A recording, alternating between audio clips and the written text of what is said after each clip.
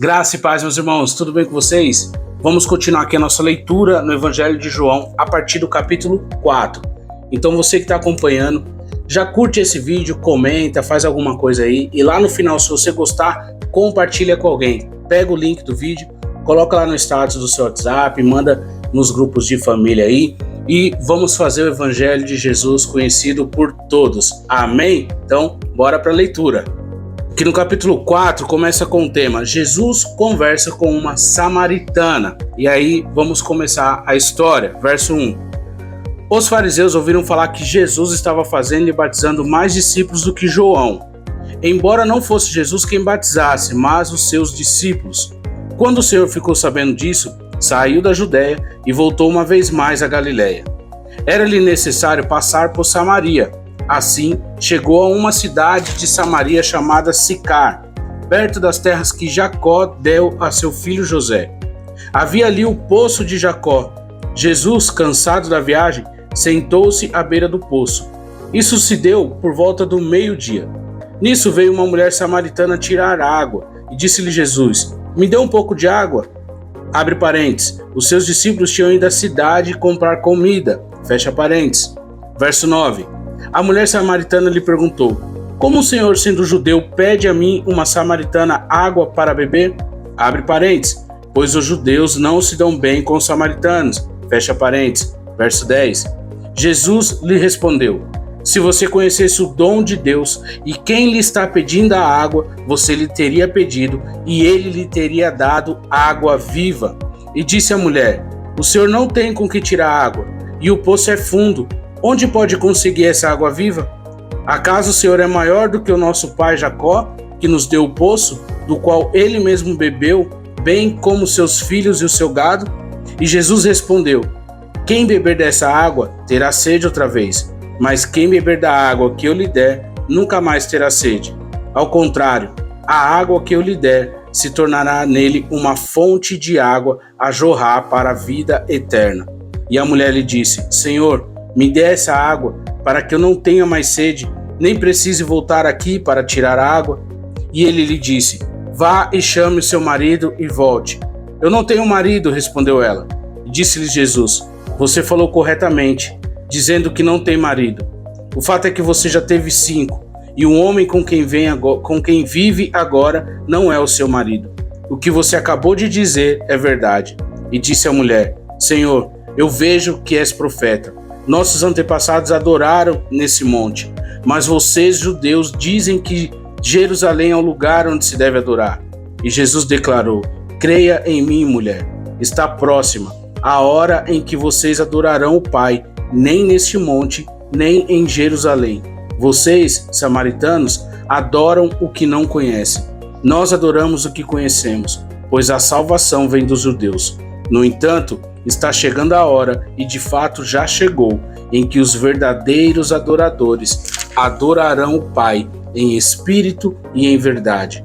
São esses os adoradores que o Pai procura. Deus é espírito, e é necessário que os seus adoradores o adorem em espírito e em verdade." E disse a mulher: "Eu sei que o Messias, chamado Cristo, está por vir. Quando vier, explicará tudo para nós." E então Jesus declarou: "Eu sou o Messias, que estou falando com você." Naquele mesmo momento, seus discípulos voltaram e ficaram surpresos ao encontrá-lo conversando com uma mulher. Mas ninguém perguntou: "O que queres saber?" ou "Por que está conversando com ela?" Então, deixando o seu cântaro, a mulher voltou à cidade e disse ao povo: "Venham ver um homem que disse tudo o que eu tenho feito. Será que ele não é o Cristo?" Então saíram da cidade e foram para onde ele estava. Enquanto isso, os discípulos insistiam com ele: "Mestre, come alguma coisa?" Mas ele disse: "Tenho algo para comer que vocês não conhecem." Então seus discípulos disseram uns aos outros: "Será que alguém lhe trouxe comida?" Disse Jesus: "A minha comida é fazer a vontade daquele que me enviou e concluir a sua obra. Vocês não dizem: daqui a 4 meses haverá colheita? Eu lhes digo: abram os olhos e vejam os campos, eles estão maduros para a colheita. Aquele que colhe já recebe o seu salário e colhe fruto para a vida eterna, de forma que se alegram juntos, o que semeia e o que colhe." Assim é verdade o ditado: um semeia e o outro colhe. Eu os enviei para colherem o que vocês não cultivaram. Outros realizaram o trabalho árduo e vocês vieram a usufruir do trabalho deles. Muitos samaritanos daquela cidade creram nele por causa do seguinte testemunho dado pela mulher: ele disse tudo o que eu tenho feito. Assim, quando se aproximaram dele, os samaritanos insistiram em que ficasse com eles. E ele ficou 2 dias, e por causa da sua palavra, muitos outros creram. E disseram à mulher: agora cremos não somente por causa do que você disse, pois nós mesmos o ouvimos e sabemos que este é realmente o Salvador do mundo. Depois daqueles 2 dias, ele partiu para a Galiléia. O próprio Jesus tinha afirmado que nenhum profeta tem honra em sua própria terra. Quando chegou a Galiléia, os galileus deram boas-vindas. Eles tinham visto tudo o que fizeram em Jerusalém, por ocasião da festa da Páscoa, pois também haviam estado lá. Mais uma vez ele visitou Caná da Galiléia, onde tinha transformado água em vinho. E havia ali um oficial do rei, cujo filho estava doente em Cafarnaum. Quando ele ouviu falar de Jesus, tinha chegado a Galiléia, vindo da Judéia, procurou e suplicou que ele fosse curar o seu filho, que estava à beira da morte. E disse-lhe Jesus: se vocês não virem sinais e maravilhas, nunca crerão. O oficial do rei disse: Senhor, vem antes que o meu filho morra. E Jesus respondeu: pode ir, o seu filho continuará vivo. O homem confiou na palavra de Jesus e partiu. Estando ele ainda a caminho, seus servos vieram ao seu encontro com notícias de que o menino estava vivo. Quando perguntou a hora em que seu filho tinha melhorado, eles lhe disseram: a febre o deixou ontem à 1h da tarde. Então o pai constatou que aquela fora exatamente a hora em que Jesus lhe dissera: o seu filho continuará vivo. Assim creram, e ele e todos os da sua casa. Esse foi o segundo sinal miraculoso que Jesus realizou depois que veio da Judéia para a Galiléia. E o que é que nós aprendemos com tudo isso?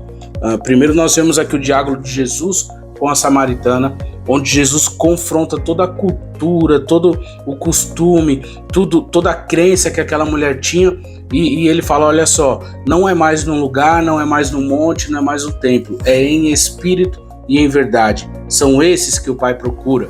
E aqui, com o oficial do rei, o que Jesus faz? Jesus fala para ele: olha, vocês só vão crer quando ver sinais e maravilhas, né?